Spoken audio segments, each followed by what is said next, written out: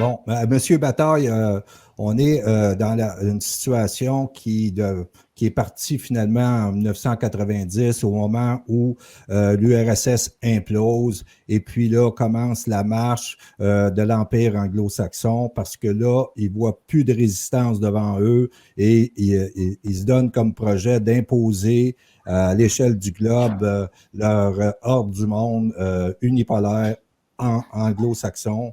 Et puis donc, il y a dans cette marche-là plusieurs pays qui vont se faire attaquer, dont la Yougoslavie. Et là, vous êtes un, un, Oui. en mesure d'en parler plus amplement parce que vous êtes directement impliqué là, dans cet événement-là. Oui, c'est exact.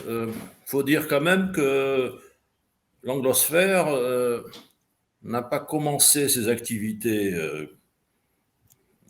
spéciales, enfin impérialistes, subversives. L'anglosphère n'a pas commencé avec la fin de l'Union soviétique, avec l'implosion soviétique, ni avec la guerre yougoslave. Elle avait bien avant commencé ses actions. Les siècles précédents de l'Afghanistan au Caucase,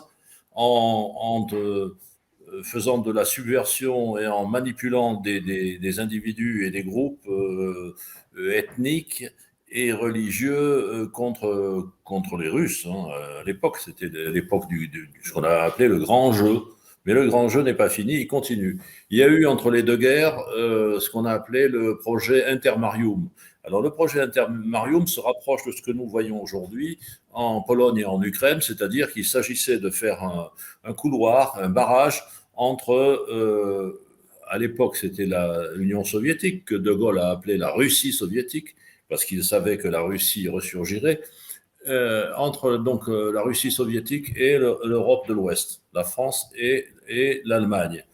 À ce sujet, un théoricien qui mérite d'être relu, c'est Zbigniew Brzezinski, qui était d'origine polonaise et qui a écrit plusieurs ouvrages, notamment Le Grand Échiquier. Dans Le Grand Échiquier, il explique qu'il faut absolument empêcher qu'il y ait une alliance, une entente qui se forme entre l'Europe de l'Ouest et l'Union soviétique, enfin l'Union soviétique et la Russie. Il dit qu'il faut absolument que les États-Unis fassent tout ce qu'il faut pour empêcher cette relation, cette bonne relation. Voilà. Et le projet s'appelait, alors le projet auquel il faisait référence, c'était l'Intermarium. L'Intermarium du maréchal Pilsudski, maréchal polonais, qui voulait démanteler l'Union soviétique. Et Pilsudski avait d'excellentes relations avec les renseignements britanniques. Mais en direction du Moyen-Orient et de l'Afrique du Nord, les services britanniques, l'intelligence service, ça s'appelait comme ça avant le MI6, a pratiquement mis sur pied la confrérie des frères musulmans sunnites. Et d'ailleurs, les Américains, ensuite les États-Unis ont poursuivi en opposant les sunnites aux chiites. Hein. C'est l'affaire de l'Iran, de la Syrie et même du Liban. On trouve des éléments chiites. Donc, il faut dire aussi que la majorité des groupes, parce qu'il n'y en a pas qu'un, on a connu Al-Qaïda, on a connu l'État islamique, mais ça pullulait. Et il y a encore des groupes qui correspondent à cela. La majorité des groupes islamistes radicaux, manipulés par l'anglosphère, viennent des frères musulmans. C'est à partir des frères musulmans que des rameaux, parfois opposés d'ailleurs, se sont formés de plus en plus radicaux, et des rameaux qui étaient manipulés par les services de renseignement occidentaux, en particulier les services de renseignement anglais et américains. Voilà. Donc, pour ce qui est de l'implosion soviétique et de la destruction de la Yougoslavie était un exemple de cohabitation entre des ethnocultures différentes, finalement pas si différentes que cela, parce que sur le plan ethnique, mis à part l'élément albanais dans un coin de la Yougoslavie, tous ces groupes ethniques se rejoignaient. Et la langue, d'ailleurs, est pratiquement la même. Il y a des petites différences, mais vous avez aussi des différences concernant la langue française en France, hein, dans l'Hexagone, avec des mots qui changent. Donc, c'est pas le problème. Et donc, pour la Yougoslavie, l'anglosphère et les Allemands qui n'avaient pas supporté leur défaite, et leur défaite survenue principalement en Yougoslavie, parce que l'armée allemande avait été fixée dans les Balkans par les partisans et les tchétniks.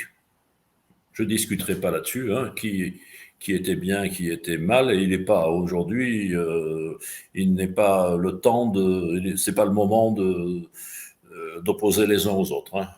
La guerre est finie, mais historiquement, il y avait les tchétniks et les partisans, qui étaient différents. Et les Allemands ont été très, très marqués par l'épisode yougoslave de la Deuxième Guerre mondiale. Et ils ont agi aux côtés des Anglo-Américains contre la Yougoslavie et contre la Serbie. Et les services allemands avaient noyauté des éléments à Zagreb, des éléments croates, et en particulier des éléments dans les équipes de football.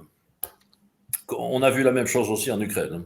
Les supporters des équipes de football ont donné des militants, des activistes aux groupes subversifs en Ukraine anti-russe et en Yougoslavie anti-serbe.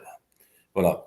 Et donc on a déclenché après la réunification allemande et l'implosion soviétique, on a déclenché en Yougoslavie la guerre yougoslave. On a opposé les uns aux autres en soufflant sur les braises, en rallumant les braises des guerres passées et en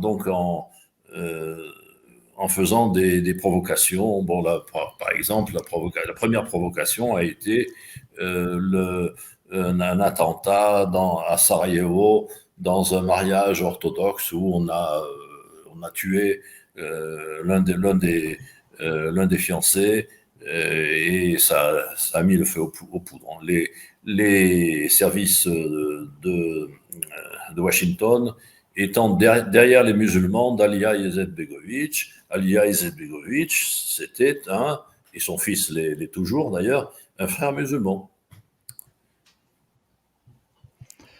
Alors donc, c'est toujours cette manipulation-là qui est faite, et puis on se souvient de cette guerre-là où on nous montrait des images comme aujourd'hui, et puis on avait désigné l'Empire du mal, puis eux étaient l'Empire du bien, puis c'était l'OTAN là qu'on nous dit que c'est un organisme voué strictement à la défense, qui en réalité était le meneur de guerre contre un peuple, finalement, qui n'avait rien fait. L'OTAN est un outil politico-militaire chargé de faire la guerre et de maintenir l'hégémonie anglo-américaine.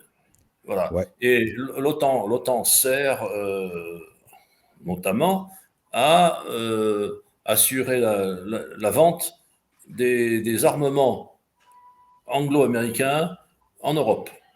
Ouais.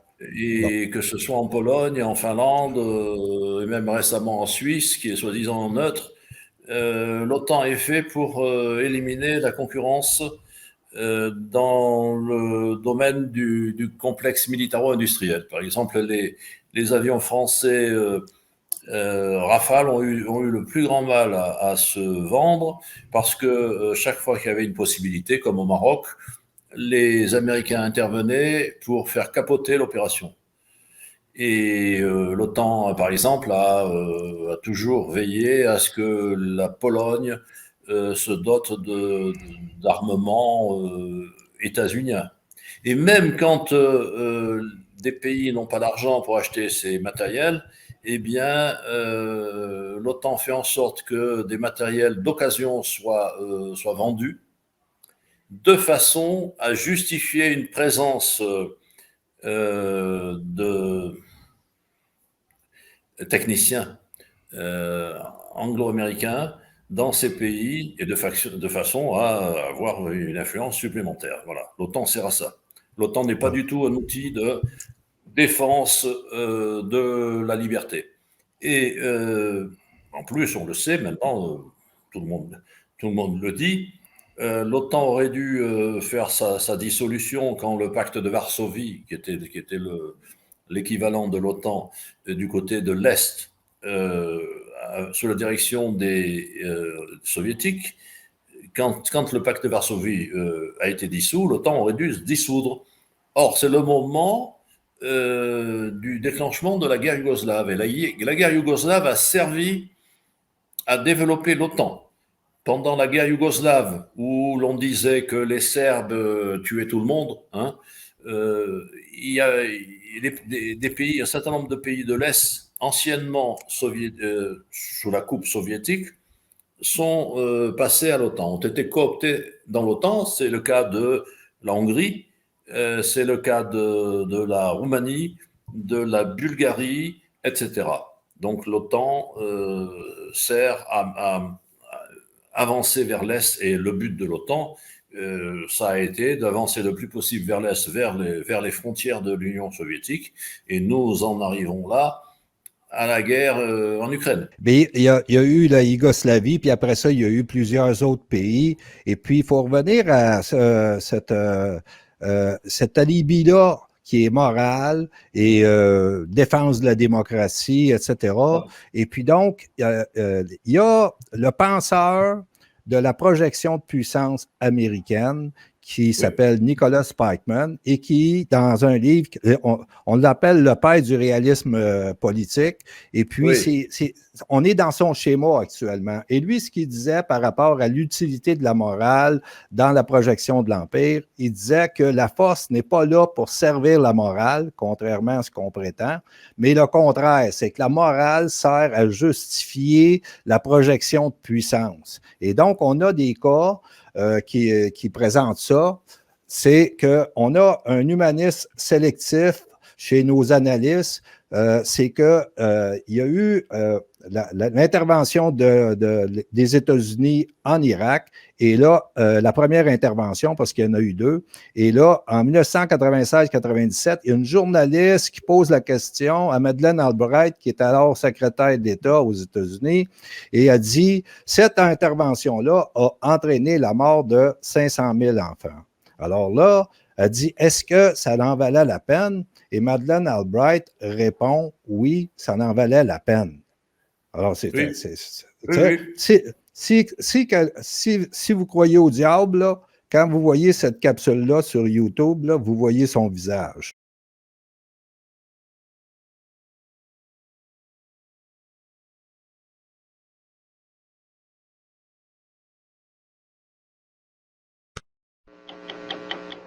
We have heard that 500,000 children have died. I mean, that's more children than died in Hiroshima. And you know, is the price worth it? I think this is a very hard choice, but we think the price is worth it. Et donc, il y a l'autre élément, parce que là, c'est Madeleine Albright qui parle. C'est pas une théorie de complot. C'est elle qui est aux premières loges, elle nous le dit. Alors, donc, ça, c'est une chose. La deuxième chose, c'est dans la morale, c'est que c'est Wesley Clark, qui était général, 4 étoiles, qui dit, il était à la retraite en 2007, il nous dit qu'en 2002, au State Department, on lui a montré le plan pour l'attaque de 7 pays différents dans les 5 prochaines années. Alors oui. Donc, ces pays-là, ils ont tous été attaqués, sauf l'Iran qui était le dernier, parce que c'est une grosse bouchée à avaler. Maintenant, et puis, dans cette marche-là, toujours en fonction de la défense des peuples contre un dictateur. Il y a toujours un méchant, c'est l'empire du mal de l'autre côté. Eux, c'est l'empire du bien. OK? Alors ça donc, fait partie de la méthode, du procédé. Il faut toujours dénoncer et noircir un méchant. C'est ça. Mais ça, oui. La cible est le méchant. Alors, le méchant a été Slobodan Milosevic, Yougoslavie. Il a été Saddam Hussein. Il a été Kadhafi. Ben oui. Et aujourd'hui, il est Vladimir Poutine. Exactement. Et ça a été normalement dans le cadre de la Charte des Nations Unies, c'était basé sur le respect des souverainetés des États, et c'est ce qui empêchait un peu les Américains d'aller attaquer un État sans avoir une résolution du Conseil de sécurité des Nations Unies. Et ça vient d'un moment où le fameux docteur Kouchner de Médecins sans frontières, il est arrivé avec une nouvelle doctrine dans la matière, la doctrine, en disant que il faut oublier le concept de respect de la souveraineté des États pour le droit de protéger, the right to protect. Et ça, c'est là que ça devient. Ça date à peu près de 1997. Et ça fait partie le terme exact était la responsabilité de protéger. C'est ça, exactement. The right to protect. Et là, et à partir de là, on nous a vendu ça médiatiquement en Occident. Et puis, aujourd'hui, ce qu'on peut voir, c'est que toutes les centaines de milliers de morts, des millions de personnes jetées sur les routes, des pays détruits et des sanctions qui étouffent ces pays-là, comme la Syrie, comme le Yémen. Le Yémen, c'est un drame. C'est la plus grande catastrophe humanitaire sur la planète que vous ne voyez jamais à la télévision occidentale. On n'en parle pas. On n'en parle pas de ça. On ne parle pas de toutes ces morts-là. Et aujourd'hui, on nous brasse les émotions dans les affects profonds pour nous empêcher de voir qu'est-ce qui se passe, en fait, qu'est-ce qui a déclenché le drame ukrainien. Ce sont des diversions. Ce qui a déclenché le drame ukrainien, c'est que, saisissant l'opportunité du démantèlement de l'Union soviétique, un certain nombre d'organismes anglais et américains se sont infiltrés et installés même en Ukraine pour effectuer un travail de long terme de subversion. On appelle ça les organisations non gouvernementales. Mais ces organisations non gouvernementales étaient en relation avec les gouvernements de ces pays. L'objectif, c'était de s'installer durablement en Ukraine de façon à préparer une guerre contre la Russie et de préparer le démantèlement de la Russie, comme on avait fait le démantèlement de la Yougoslavie. Seulement, la Russie, c'est un plus gros morceau. Donc, c'est plus difficile. Et puis, à l'époque, la Russie avait un personnage qui était faible et malléable et qui était entouré de bandits, d'oligarques. Depuis un certain temps, la Russie a un authentique chef d'État qui ne se laisse pas faire, tout simplement. Et donc, oui, allez-y. Avec Vladimir Poutine, c'est beaucoup plus difficile d'avancer dans l'espace ex-soviétique que, évidemment, avec un Yeltsin. Bon, d'autant plus que le personnage de Poutine, qui n'est pas un fou, on entend dire en ce moment qu'il est fou, parce qu'il s'agit de le diaboliser, de le noircir, de le dénigrer. Et donc, ils sont très embêtés parce que les différentes tentatives faites à l'intérieur de la Russie ont échoué. Des tentatives pour soutenir des opposants soi-disant démocrates. C'est toujours comme ça qu'ils se présentent. Mais donc, ils n'ont pas réussi leur coup. Ils ont tenté aussi une révolution de couleur en Biélorussie. La Biélorussie qui est un État de l'ex-Union soviétique, mais qui est très lié à la Russie. Il y a peu de différence entre les Biélorusses et les Russes. Et il faut le souligner. Donc, ils ont échoué là aussi. Ils ont financé des groupes comme Otpor en Serbie, à l'époque, Otpor, qui veut dire résistance, qui était un groupe artificiel qui était complètement payé pour faire du cinéma devant les caméras de télévision. Au passage, je me permets de dire que le groupe Otpor en Serbie n'a pas joué le rôle qu'on lui donne, que l'on prétend. Le groupe Otpor a simplement, je le répète, servi à faire du cinéma. Le plus important, c'est le travail d'infiltration, de corruption et le paiement de journaux et de télévision aussi, que Milosevic a laissé faire. Il n'aurait pas dû. Bon. Et donc, c'est pour vous dire, à l'époque, la moitié de la presse, 50% était une presse plus ou moins libre, et l'autre moitié était totalement entre les mains des anglo-saxons. Et aujourd'hui, c'est pratiquement 100%. Il n'y a plus de presse autonome ou indépendante. En Serbie? En Serbie, c'est fini. Serbie, est-ce que ça se peut que cette influence-là, finalement, a fini par faire que je lisais que la Serbie avait voté pour le blâme de la Russie aux Nations Unies? Oui. Alors là, il faut dire deux choses. D'une part, que le système médiatique en Serbie, les gens qui contrôlent les médias, mais qui les contrôlent en amont, ce sont Soros et le général Petraeus. Le général Petraeus, ancien de la CIA et ancien gouverneur en Irak, états-unien, en Irak. Ce sont les gens qui ont la main sur la diffusion de l'information. Les journaux viennent en dessous, les journaux sont entre les mains d'Alexandre Vučić, qui est le président, mais le président fantoche. Et pourquoi, justement, la Serbie a cette attitude? C'est parce que le président Vučić fait un double jeu. Il fait semblant d'être bien avec l'Est et il fait semblant d'être bien avec l'Ouest. Et finalement, il déplaît aux deux. Et c'est ce qu'avait fait en Ukraine avant son éviction Yanukovych. Le président élu Yanukovych essayait de faire l'équilibre entre l'Occident, enfin Bruxelles, Washington et Moscou. Et finalement, les Américains, les États-Unis ne voulaient pas. Ils voulaient qu'ils soient totalement alignés sur leurs intérêts.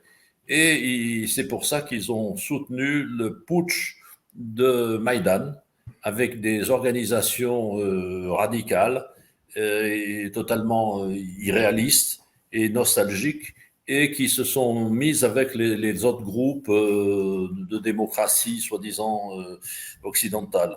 Et on parle de 2014. On parle de 2014. Oui, de 2014, oui. OK, oui. OK. Oui. Le coup d'État de 2014, grosso modo. Ouais. Qui a mené l'armée. Donc, oui.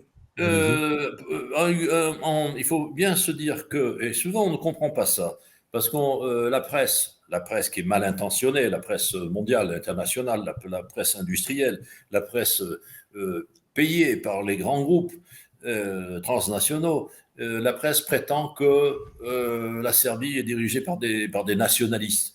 Non, la Serbie est dirigée par des gens qui agitent les drapeaux serbes, mais qui s'alignent sur l'étranger. Et l'une des raisons d'ailleurs pour laquelle la Yougoslavie a été démantelée, c'est qu'elle était le centre du mouvement des non-alignés. Et ça, le non-alignement, la multipolarité, ça, l'anglosphère n'en veut pas. L'anglosphère veut la mainmise totale sur la totalité du monde. Elle n'y arrivera pas et il y aura dans un certain nombre d'endroits des soulèvements, il y en a déjà. Et je dois dire qu'en Serbie, il y a 2 ans, quand le pouvoir d'Alexandre Vučić a voulu remettre ce qu'ils appellent le lockdown, et les étudiants et le peuple sont descendus dans la rue, ont attaqué le Parlement symboliquement, et le lendemain, il y a eu des bagarres de rue pendant plusieurs jours, très, très violentes, et le pouvoir a reculé.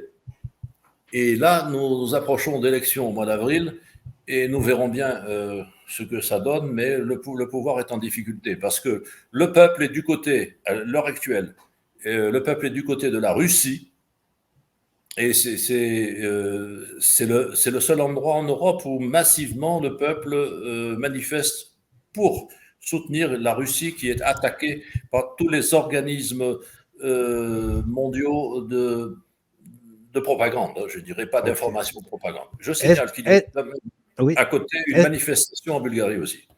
OK. Oui. Est-ce qu'on peut voir dans cette élection-là d'avril un danger comme il y a eu en Ukraine en 2014, c'est-à-dire que le pouvoir finisse par changer et les nouveaux qui arrivent à la direction paraissent plutôt pro-russes, clairement, et à ce moment-là, orientent des décisions politiques en fonction de ça, et ce qui ferait réagir les anglo-saxons, les Américains, qui organiseraient, je ne sais pas quoi, mais ils sont dans le département des coups-sales, ils sont spécialistes.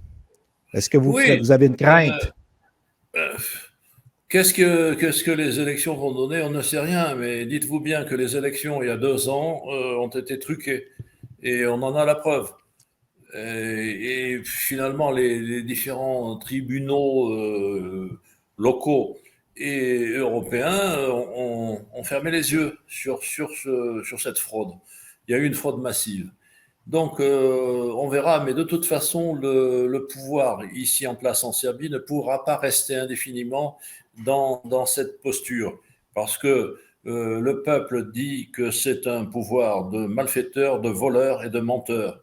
Et évidemment, ils pensent cela, hein, ce n'est pas simplement des mots. Donc, au bout d'un moment, ce genre de pouvoir s'affaiblit. Et en plus, on reproche, enfin les anglo-saxons reprochent à Vučić de ne pas être complètement avec eux. Et Vučić ne se met pas complètement avec eux parce qu'il sait que s'il faisait cela, il serait fini. Donc et en plus, il a besoin des relations avec la Russie. Donc l'autre jour, dans cette résolution qui n'est pas contraignante, la Serbie officielle a voté contre la Russie, mais sans sanction. Et ça, c'est reproché par Bruxelles et par Washington. Parce que si on vote contre, il faut des sanctions. Et la Serbie refuse, ce n'est pas son intérêt. Et il faut dire aussi que, par exemple, l'Ukraine ne reconnaît pas l'indépendance du Kosovo. Ça joue. Non. L'Azerbaïdjan ne reconnaît pas non plus l'indépendance du Kosovo parce que, pour des raisons que l'on comprend, les différents pays qui ont des problèmes à leur périphérie ou dans des provinces ne veulent pas que l'exemple se propage. Voilà, que l'exemple se propage. Et il faut, dans les relations internationales, on doit aussi tenir compte de cela. Mais je dois dire que ici, c'est très mal perçu parce que le peuple serbe est pro-russe, hein, est vraiment pro-russe et anti-OTAN parce que la Serbie a été bombardée par l'OTAN. Et aussi le peuple serbe est pro-arménien parce qu'elle ne se sent pas d'affinité avec les gens de Bakou, de l'Azerbaïdjan, qui ont agressé récemment le Haut-Karabakh arménien, avec la complicité, même plus que la complicité, des services secrets britanniques. Oui, c'est ça. Puis la Russie s'est interposée pour éviter le massacre, encore une fois. Puis la Russie, présentement, ce que j'ai lu dernièrement, premièrement, Zelensky qui se plaint que l'OTAN est trop faible et puis qu'elle révèle sa faiblesse dans le cas de l'Ukraine. Et là, il y a la Hongrie, Orban, qui dit effectivement, l'OTAN n'est pas une protection. Et dans le cas où la crédibilité de l'OTAN comme parapluie pour protéger ces petits pays-là là tombe et puis que l'influence, il y a un équilibre qui se crée parce que c'est la zone d'influence russe quand même qui va s'exercer pour temporiser leurs ardeurs anglo-saxonnes. Alors donc, à ce moment-là, est-ce qu'on peut voir la Serbie ressurgir telle qu'en elle-même? Oui, alors Orban a de bonnes relations avec Vladimir Poutine. Et la Hongrie a une minorité en Ukraine, en Transcarpathie, dans l'ancienne Ruthénie. La Ruthénie, c'était le coin extrême est de l'ancienne Tchécoslovaquie. Et donc la Hongrie veut défendre ses semblables de l'autre côté de la frontière en Ukraine. Et donc elle est en symbiose avec la Russie. Pour ce qui est de la Serbie, oui, la Serbie retrouvera sa place. Et il faut parler aussi d'une autre Serbie, qui est la Republika Srpska. La Republika Srpska, c'est la République des Serbes de Bosnie. Et la République des Serbes de Bosnie, en ce moment, est sous pression parce que les Anglo-Américains voudraient changer sa direction. Et parce qu'ils ont soutenu, après l'éviction de Radovan Karadzic, ils ont soutenu un dénommé Milorad Dodik, qui passait pour un être malléable et pas très futé, pour tout dire.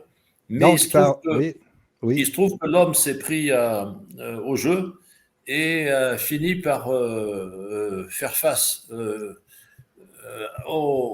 à l'anglosphère et à recevoir le soutien de Vladimir Poutine. Donc, en ce moment, enfin depuis quelque temps, plusieurs années, les Russes apportent une aide à la Republika Srpska, dont la capitale est Banja Luka. C'est la moitié de la Bosnie-Herzégovine. Et donc, ils veillent à la sécurité de Milorad Dodik et de ses gens. Et là, il risque de se passer aussi des événements importants parce que la Republika Srpska, la République des Serbes de Bosnie, voudrait se rattacher au rameau principal qui est la République de Serbie. Voilà, Belgrade. Okay. Intéressant, messieurs. Écoutez, juste une dernière question. On essaie du côté de l'Occident de dire que le temps joue pour l'Occident en ce moment, que les mesures économiques risquent de faire mal à la Russie. Moi, avec ce que vous venez de nous expliquer ici, j'aimerais avoir votre avis là-dessus. Le temps est de quel côté? Non, alors c'est un mensonge parce que les sanctions contre la Russie étaient déjà préjudiciables aux pays sanctionneurs, étaient préjudiciables à la France, à l'Allemagne, à l'Italie, à l'Espagne, etc. Bon, cela dit, il faut savoir, et c'est pas dans les gazettes, étalé dans les gazettes, que ces sanctions étaient contournées et que de nombreux organismes